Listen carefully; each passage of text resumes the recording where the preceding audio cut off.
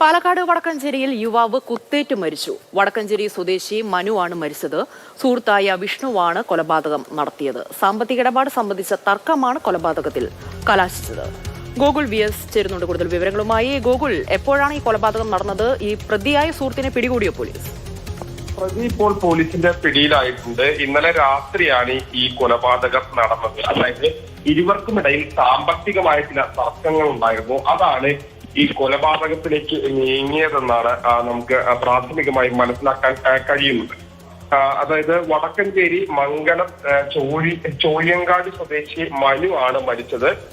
സുഹൃത്തായ ചോഴിയങ്കാട് സ്വദേശി വിഷ്ണുവിനെ പോലീസിന്റെ പിടിയിലായിട്ടുണ്ട്. ഇരുവർക്കുമിടയിൽ സാമ്പത്തികമായ ചില ഇടപാടുകൾ ഉണ്ടായിരുന്നു. 5000 രൂപ മനുവിന് സുഹൃത്തായ ചോഴിയങ്കാട് സ്വദേശി വിഷ്ണു നൽകിയിരുന്നു.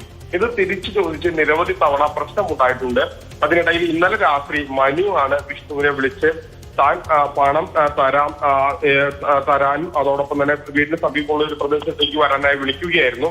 വീടിന് സമീപമായ പ്രദേശത്തേക്ക് വിഷ്ണു എത്തിയത് മനു വിഷ്ണുവിനെ ആക്രമിച്ചു എന്നുള്ളതാണ് പോലീസ് പറയുന്നത്. ആ ആക്രമണത്തിനിടയിൽ വിഷ്ണു കത്തി ഉപയോഗിച്ച് മനുവിനെ കുത്തുകയായിരുന്നു എന്നുള്ളതും മനസ്സിലാകുന്നു. അവിടെ വെച്ച് തന്നെ നാട്ടുകാർ വിഷ്ണുവിനെ തടഞ്ഞു നിർത്തി, കുത്തിയ വിഷ്ണുവിനെ തടഞ്ഞു നിർത്തി. അങ്ങനെയാണ് വിഷ്ണു പിന്നീട് പോലീസിന്റെ പിടിയിലായത്.